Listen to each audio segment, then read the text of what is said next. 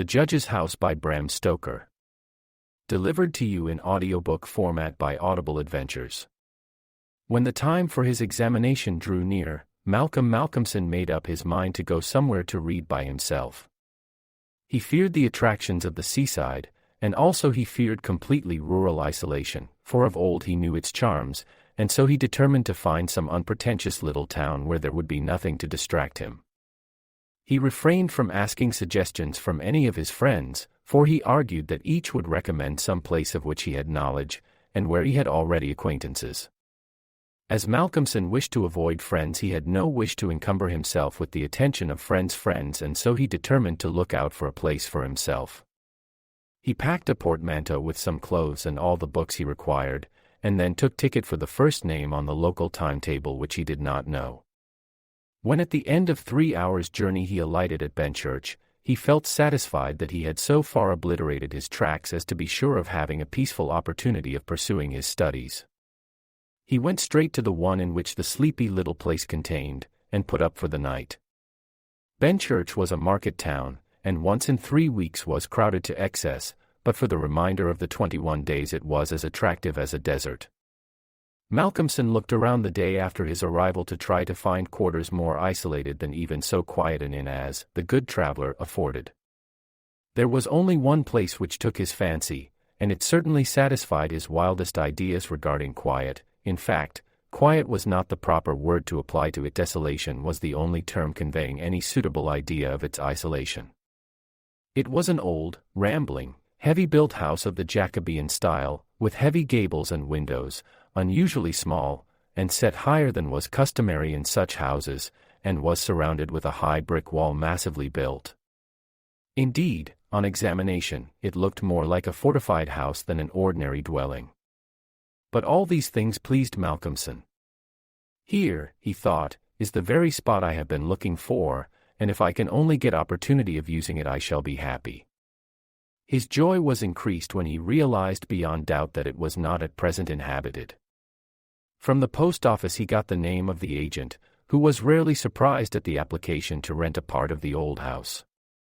Mr. Carnford, the local lawyer and agent, was a genial old gentleman, and frankly confessed his delight at anyone being willing to live in the house. "To tell you the truth," said he, "I should be only too happy, on behalf of the owners, to let anyone have the house rent-free, for a term of years if only to accustom the people here to see it inhabited. It has been so long empty that some kind of absurd prejudice has grown up about it, and this can be best put down by its occupation if only," he added with a sly glance at Malcolmson, "by a scholar like yourself, who wants its quiet for a time." Malcolmson thought it needless to ask the agent about the absurd prejudice. He knew he would get more information, if he should require it, on that subject from other quarters. He paid his 3 months' rent, got a receipt, and the name of an old woman who would probably undertake to do for him, and came away with the keys in his pocket. He then went to the landlady of the inn, who was a cheerful and most kindly person, and asked her advice as to such stores and provisions as he would be likely to require. She threw up her hands in amazement when he told her where he was going to settle himself. "Not in the judge's house," she said, and grew pale as she spoke. He explained the locality of the house, saying that he did not know its name. When he had finished she answered, "Aye, sure enough the very place. It is the judge's house sure enough." He asked her to tell him about the place, why so called, and what there was against it. She told him that it was so called locally because it had been many years before, how long she could not say, as she was herself from another part of the country, but she thought it must have been 100 years or more, the abode of a judge who was held in great terror on account of his harsh sentences and his hostility to prisoners at assizes. As to what there was against the house she could not tell. She had often asked, but no one could inform her, but there was a general feeling that there was something, and for her own part she would not take all the money in Drinkwater's bank and stay in the house an hour by herself. Then she apologized to Malcolmson for her disturbing talk. "It is too bad of me, sir, and you and a young gentleman, too, if you will pardon me saying it, going to live there all alone. If you were my boy, and you'll excuse me for saying it, you wouldn't sleep there a night, not if I had to go there myself and pull the big alarm bell that's on the roof." The good creature was so manifestly in earnest, and was so kindly in her intentions, that Malcolmson, although amused, was touched. He told her kindly how much he appreciated her interest in him, and added, "But, my dear Mrs. Witham, indeed you need not be concerned about me. A man who is reading for the mathematical tripos has too much to think of to be disturbed by any of these mysterious somethings, and his work is of too exact and prosaic a kind to allow of his having any order in his mind for mysteries of any kind. Harmonical progression, permutations and combinations, and elliptic functions have sufficient mysteries for me." Mrs. Witham kindly undertook to see after his commissions, and he went himself to look for the old woman who had been recommended to him. When he turned to the judge's house with her, after an interval of a couple of hours, he found Mrs. Witham herself waiting with several men and boys carrying parcels, and an upholsterer's man with a bed and a cart, for she said, though table and chairs might be all very well, a bed that hadn't been aired for maybe 50 years was not proper for young ones to lie on.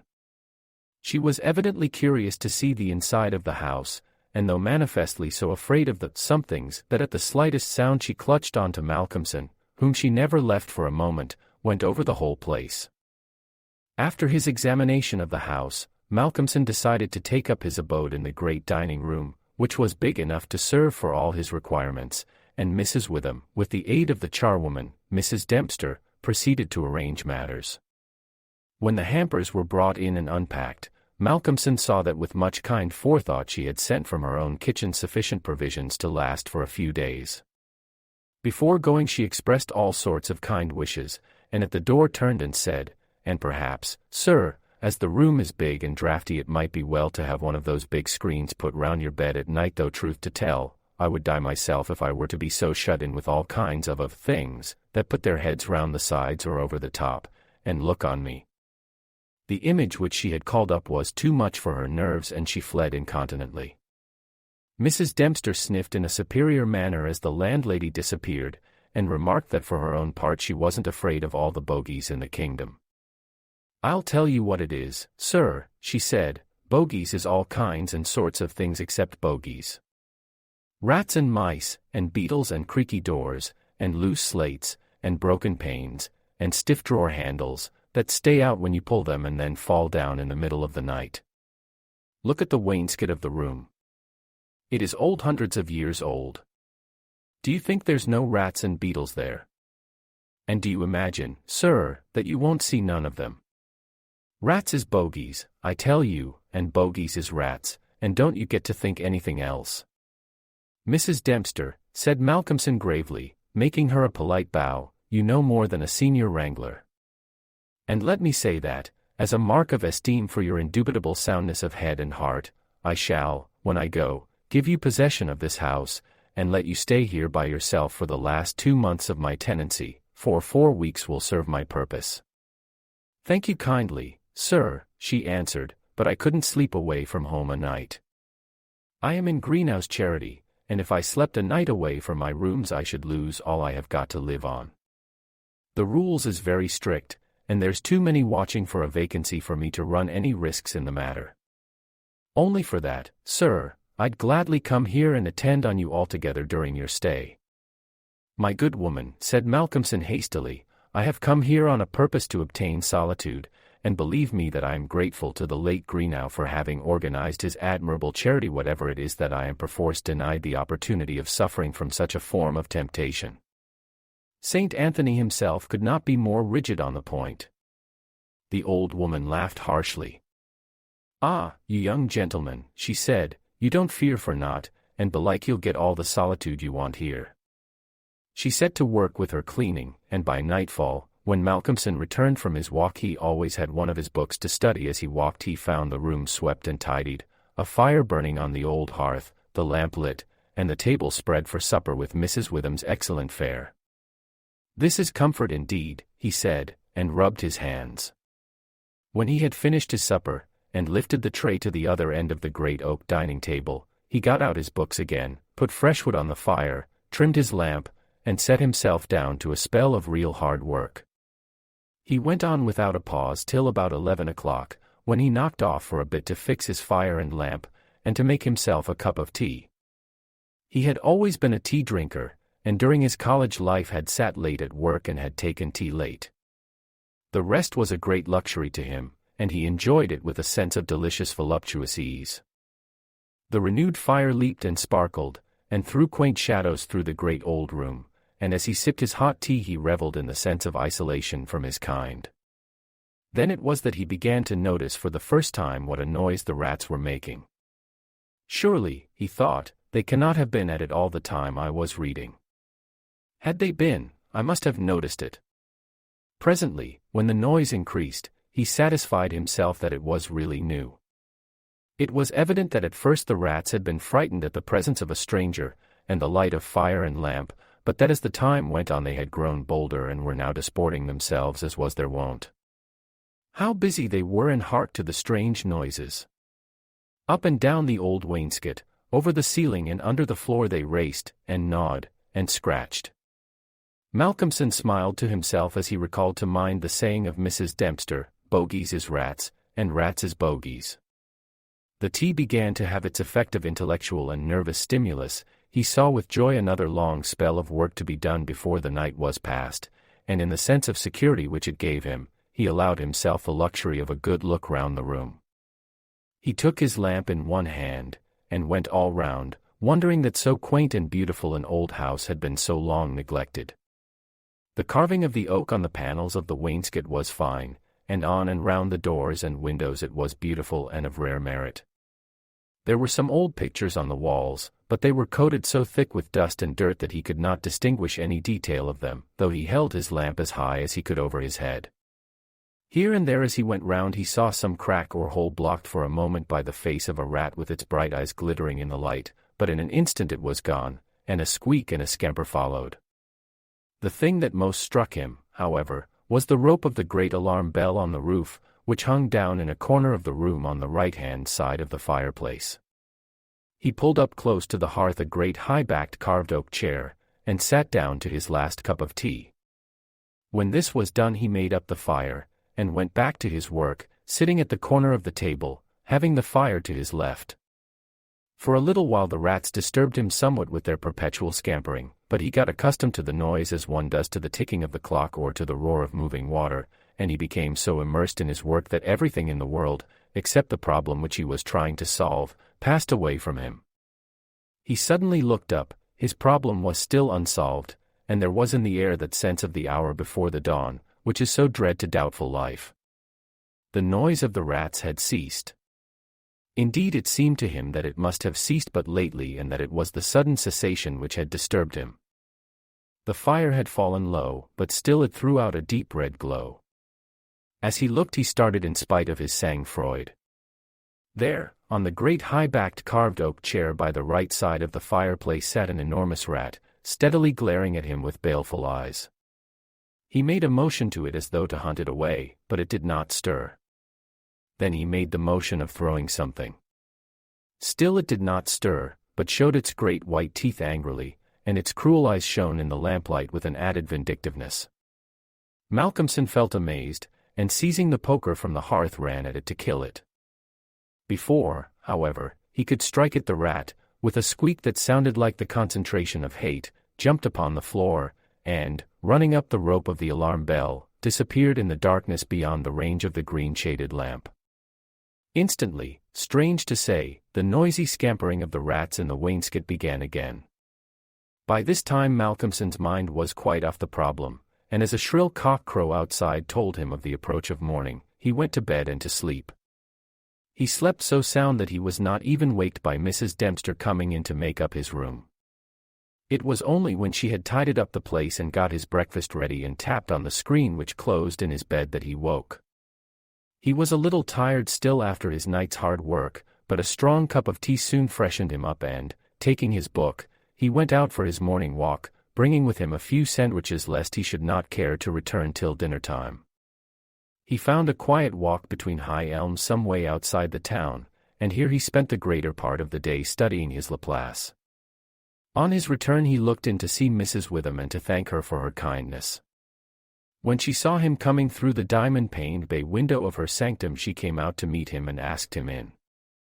She looked at him searchingly and shook her head as she said, "You must not overdo it, sir. You are paler this morning than you should be.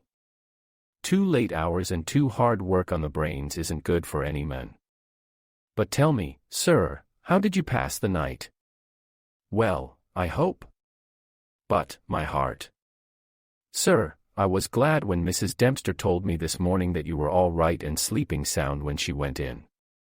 Oh, I was all right, he answered smiling, that some things didn't worry me, as yet. Only the rats, and they had a circus, I tell you, all over the place.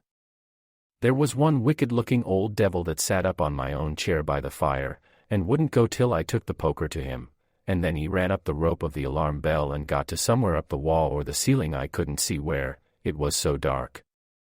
Mercy on us, said Mrs. Witham, an old devil, and sitting on a chair by the fireside. Take care, sir. Take care. There's many a true word spoken in jest. How do you mean? 'Pon my word, I don't understand. An old devil. The old devil, perhaps. There. Sir, you needn't laugh, for Malcolmson had broken into a hearty peal. You young folks think it easy to laugh at things that makes older ones shudder. Never mind, sir. Never mind. Please God, you'll laugh all the time. It's what I wish you myself, and the good lady beamed all over in sympathy with his enjoyment, her fears gone for a moment. Oh, forgive me, said Malcolmson presently. Don't think me rude, but the idea was too much for me that the old devil himself was on the chair last night. And at the thought he laughed again. Then he went home to dinner. This evening the scampering of the rats began earlier. Indeed it had been going on before his arrival, and only ceased whilst his presence by its freshness disturbed them. After dinner he sat by the fire for a while and had a smoke, and then, having cleared his table, began to work as before. Tonight the rats disturbed him more than they had done on the previous night.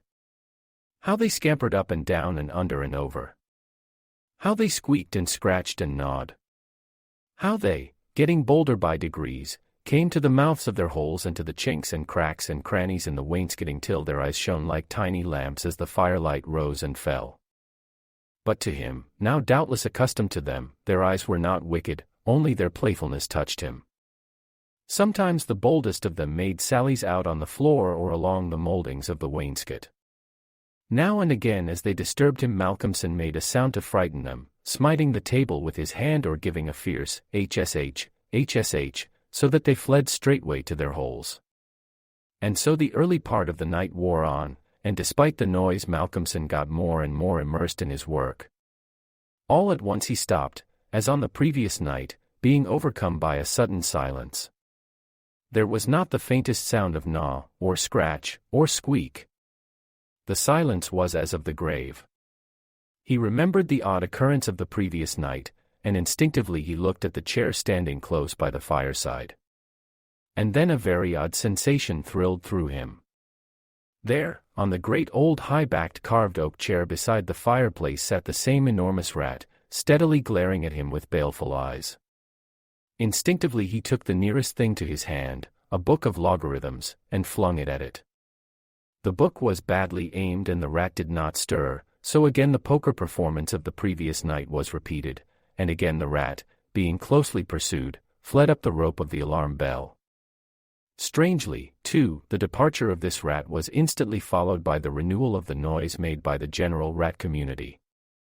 On this occasion, as on the previous one, Malcolmson could not see at what part of the room the rat disappeared, for the green shade of his lamp left the upper part of the room in darkness and the fire had burned low.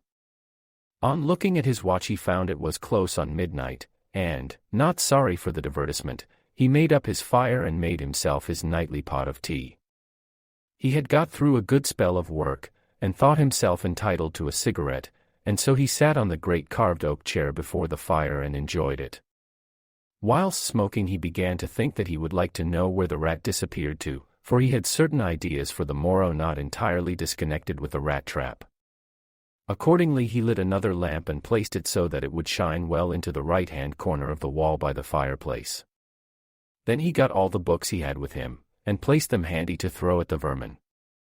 Finally he lifted the rope of the alarm bell and placed the end of it on the table, fixing the extreme end under the lamp. As he handled it he could not help noticing how pliable it was, especially for so strong a rope and one not in use. You could hang a man with it, he thought to himself. When his preparations were made he looked around, and said complacently, "There now, my friend, I think we shall learn something of you this time." He began his work again, and though, as before, somewhat disturbed at first by the noise of the rats, soon lost himself in his proposition and problems. Again he was called to his immediate surroundings suddenly. This time it might not have been the sudden silence only which took his attention, there was a slight movement of the rope, and the lamp moved. Without stirring, he looked to see if his pile of books was within range, and then cast his eye along the rope. As he looked he saw the great rat drop from the rope on the oak armchair and sit there glaring at him. He raised a book in his right hand, and taking careful aim, flung it at the rat. The latter, with a quick movement, sprang aside and dodged the missile. Then he took another book, and a third, and flung them one after the other at the rat, but each time unsuccessfully. At last, as he stood with a book poised in his hand to throw, the rat squeaked and seemed afraid. This made Malcolmson more than ever eager to strike, and the book flew and struck the rat a resounding blow. It gave a terrified squeak, and turning on his pursuer a look of terrible malevolence, ran up the chair back and made a great jump to the rope of the alarm bell and ran up it like lightning. The lamp rocked under the sudden strain, but it was a heavy one and did not topple over. Malcolmson kept his eyes on the rat, and saw it by the light of the second lamp leap to a molding of the wainscot and disappear through a hole in one of the great pictures which hung on the wall, obscured and invisible through its coating of dirt and dust. "I shall look up my friend's habitation in the morning," said the student, as he went over to collect his books. "The third picture from the fireplace, I shall not forget." He picked up the books one by one, commenting on them as he lifted them. Conic sections he does not mind, nor cycloid oscillations, nor the Principia, nor quaternions, nor thermodynamics. Now for a look at the book that fetched him. Malcolmson took it up and looked at it. As he did so he started, and a sudden pallor overspread his face. He looked round uneasily and shivered slightly, as he murmured to himself, "The Bible my mother gave me. What an odd coincidence." He sat down to work again, and the rats in the wainscot renewed their gambols. They did not disturb him, however, somehow their presence gave him a sense of companionship. But he could not attend to his work, and after striving to master the subject on which he was engaged gave it up in despair, and went to bed as the first streak of dawn stole in through the eastern window. He slept heavily but uneasily, and dreamed much, and when Mrs. Dempster woke him late in the morning he seemed ill at ease, and for a few minutes did not seem to realize exactly where he was. His first request rather surprised the servant. "Mrs. Dempster, when I am out today I wish you would get the steps and dust or wash those pictures, specially that one the third from the fireplace. I want to see what they are." Late in the afternoon Malcolmson worked at his books in the shaded walk, and the cheerfulness of the previous day came back to him as the day wore on, and he found that his reading was progressing well. He had worked out to a satisfactory conclusion all the problems which had as yet baffled him, and it was in a state of jubilation that he paid a visit to Mrs. Witham at The Good Traveller. He found a stranger in the cozy sitting-room with the landlady, who was introduced to him as Dr. Thornhill.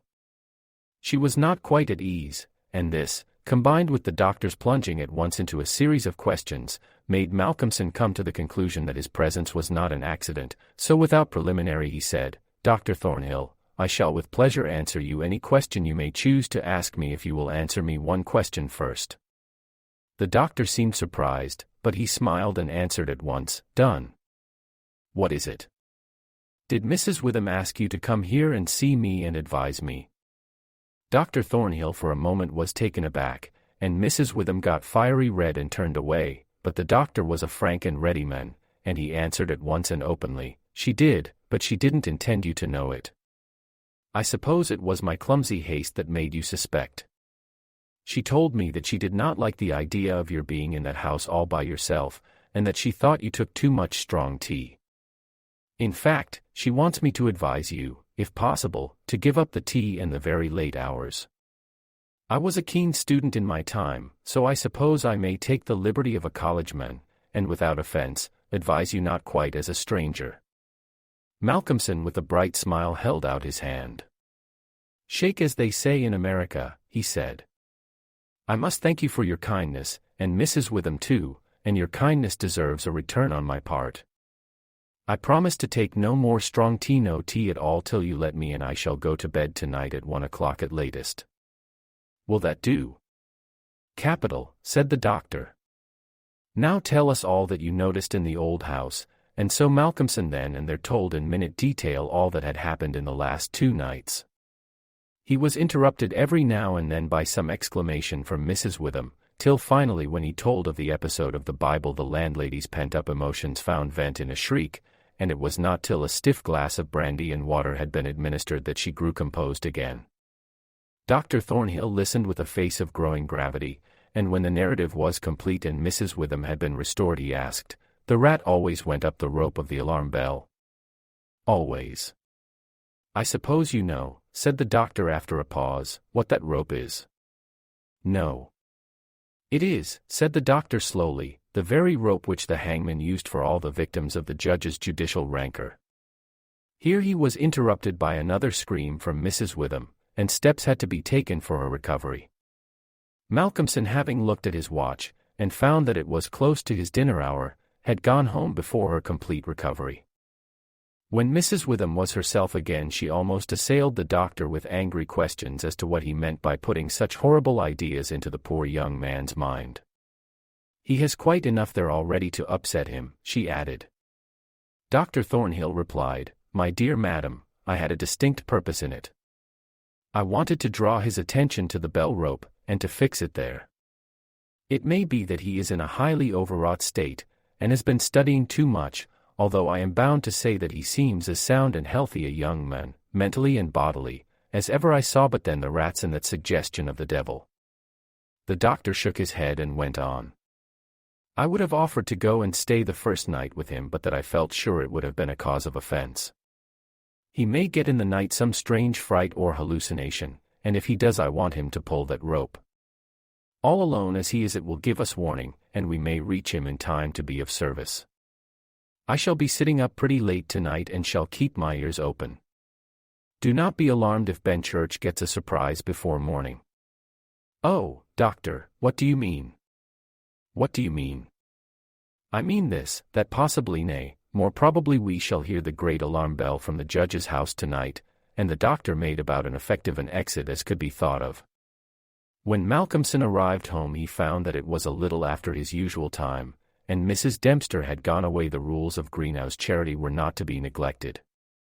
He was glad to see that the place was bright and tidy with a cheerful fire and a well-trimmed lamp. The evening was colder than might have been expected in April, and a heavy wind was blowing with such rapidly increasing strength that there was every promise of a storm during the night. For a few minutes after his entrance the noise of the rats ceased, but so soon as they became accustomed to his presence they began again.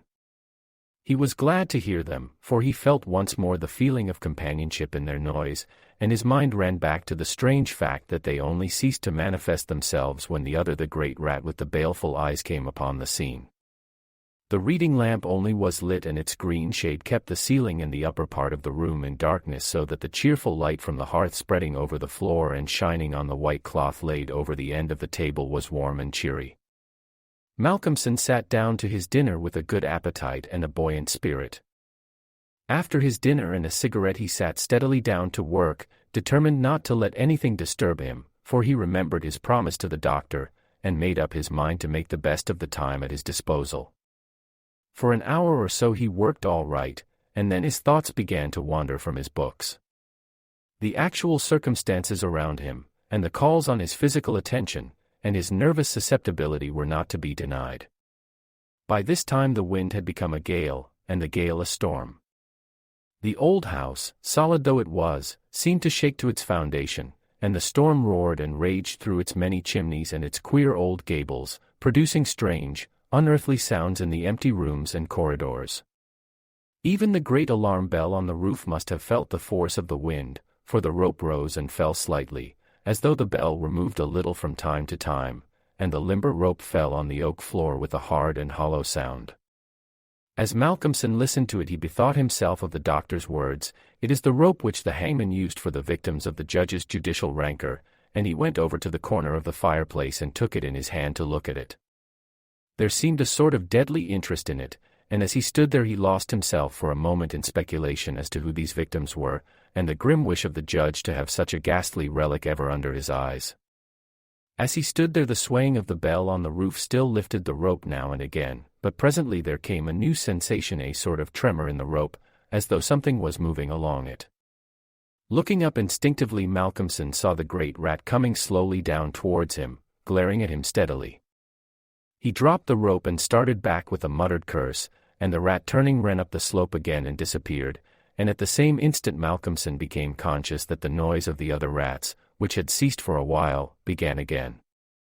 All this set him thinking, and it occurred to him that he had not investigated the lair of the rat or looked at the pictures, as he had intended. He lit the other lamp without the shade, and, holding it up, went and stood opposite the third picture from the fireplace on the right-hand side where he had seen the rat disappear on the previous night. At the first glance he started back so suddenly that he almost dropped the lamp, and a deadly pallor overspread his face. His knees shook, and heavy drops of sweat came on his forehead, and he trembled like an aspen. But he was young and plucky, and pulled himself together, and after the pause of a few seconds stepped forward again, raised the lamp, and examined the picture, which had been dusted and washed, and now stood out clearly. It was of a judge dressed in his robes of scarlet and ermine.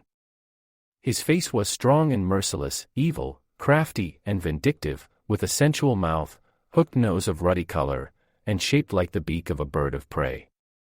The rest of the face was of a cadaverous color.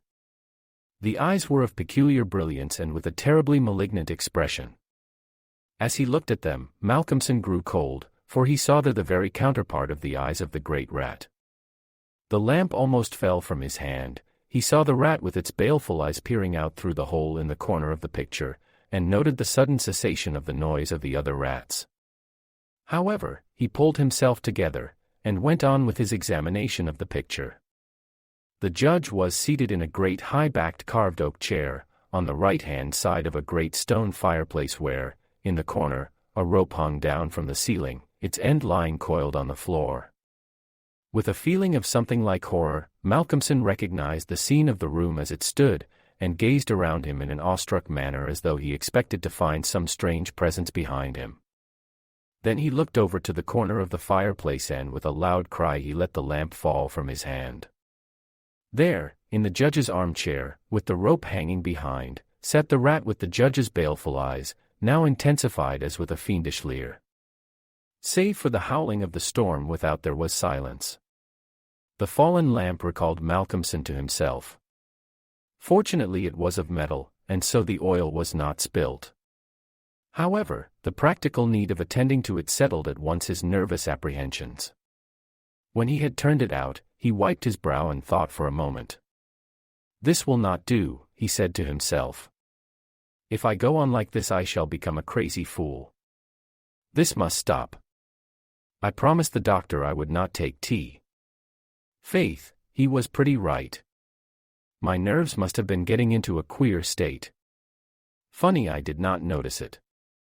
I never felt better in my life. However, it is all right now, and I shall not be such a fool again." Then he mixed himself a good stiff glass of brandy and water and resolutely sat down to his work. It was nearly an hour when he looked up from his book, disturbed by the sudden stillness. Without, the wind howled and roared louder than ever, and the rain drove in sheets against the windows, beating like hail on the glass, but within there was no sound whatever save the echo of the wind as it roared in the great chimney, and now and then a hiss as a few raindrops found their way down the chimney in a lull of the storm. The fire had fallen low and had ceased to flame, though it threw out a red glow. Malcolmson listened attentively, and presently heard a thin, squeaking noise, very faint. It came from the corner of the room where the rope hung down, and he thought it was the creaking of the rope on the floor as the swaying of the bell raised and lowered it. Looking up, however, he saw in the dim light the great rat clinging to the rope and gnawing it. The rope was already nearly gnawed through. He could see the lighter color where the strands were laid bare. As he looked, the job was completed, and the severed end of the rope fell clattering on the oaken floor, whilst for an instant the great rat remained like a knob or tassel at the end of the rope, which now began to sway to and fro. Malcolmson felt for a moment another pang of terror as he thought that now the possibility of calling the outer world to his assistance was cut off, but an intense anger took its place, and seizing the book he was reading he hurled it at the rat. The blow was well aimed, but before the missile could reach him the rat dropped off and struck the floor with a soft thud. Malcolmson instantly rushed over towards him, but it darted away and disappeared in the darkness of the shadows of the room. Malcolmson felt that his work was over for the night, and determined then and there to vary the monotony of the proceedings by a hunt for the rat, and took off the green shade of the lamp so as to ensure a wider spreading light. As he did so the gloom of the upper part of the room was relieved, and in the new flood of light, great by comparison with the previous darkness, the pictures on the wall stood out boldly. From where he stood, Malcolmson saw right opposite to him the third picture on the wall from the right of the fireplace. He rubbed his eyes in surprise, and then a great fear began to come upon him. In the center of the picture was a great irregular patch of brown canvas, as fresh as when it was stretched on the frame. The background was as before, with chair and chimney corner and rope, but the figure of the judge had disappeared. Malcolmson, almost in a chill of horror, turned slowly round, and then he began to shake and tremble like a man in a palsy. His strength seemed to have left him, and he was incapable of action or movement, hardly even of thought. He could only see and hear. There, on the great high-backed carved oak chair sat the judge in his robes of scarlet and ermine, with his baleful eyes glaring vindicatively, and a smile of triumph on the resolute cruel mouth, as he lifted with his hands a black cap. Malcolmson felt as if the blood was running from his heart, as one does in moments of prolonged suspense. There was a singing in his ears. Without, he could hear the roar and howl of the tempest, and through it, swept on the storm, came the striking of midnight by the great chimes in the marketplace. He stood for a space of time that seemed to him endless, still as a statue, and with wide open, horror-struck eyes, breathless. As the clock struck, so the smile of triumph on the judge's face intensified, and at the last stroke of midnight he placed the black cap on his head. Slowly and deliberately the judge rose from his chair and picked up the piece of rope of the alarm bell which lay on the floor, drew it through his hands as if he enjoyed its touch, and then deliberately began to knot one end of it, fashioning it into a noose. This he tightened and tested with his foot, pulling hard at it till he was satisfied, and then making a running noose of it, which he held in his hand. Then he began to move along the table on the opposite side of Malcolmson, keeping his eyes on him until he had passed him, when with a quick movement he stood in front of the door. Malcolmson then began to feel that he was trapped, and tried to think of what he should do.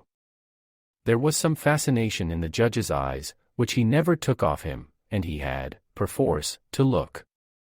He saw the judge approach, still keeping between him and the door, and raise the noose and throw it towards him as if to entangle him.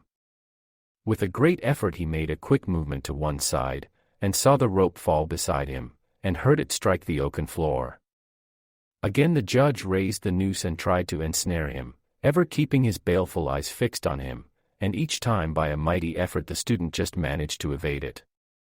So this went on for many times, the judge seeming never discouraged nor discomposed at failure, but playing as a cat does with a mouse.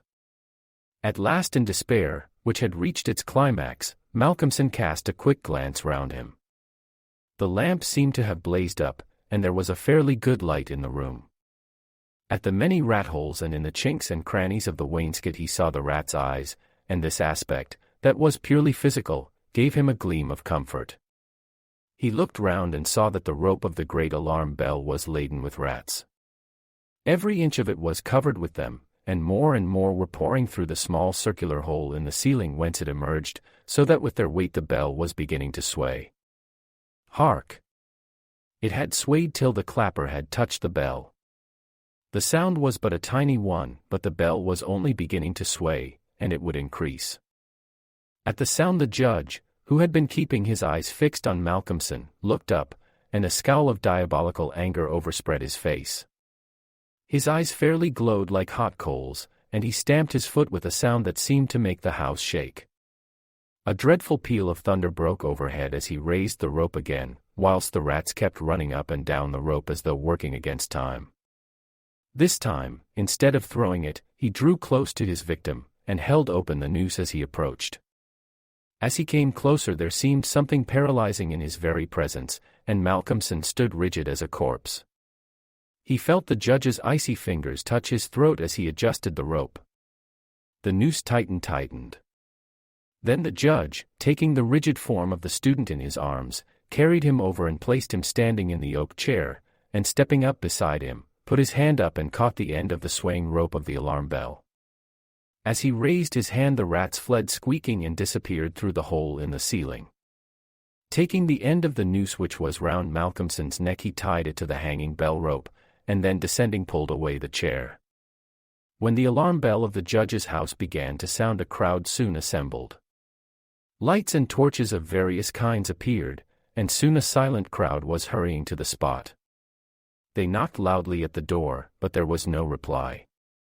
Then they burst in the door, and poured into the great dining room, the doctor at the head. There at the end of the rope of the great alarm bell hung the body of the student, and on the face of the judge in the picture was a malignant smile. The end. Thank you for listening to an audiobook from Audible Adventures. Make sure to find more entertaining audiobooks on the channel.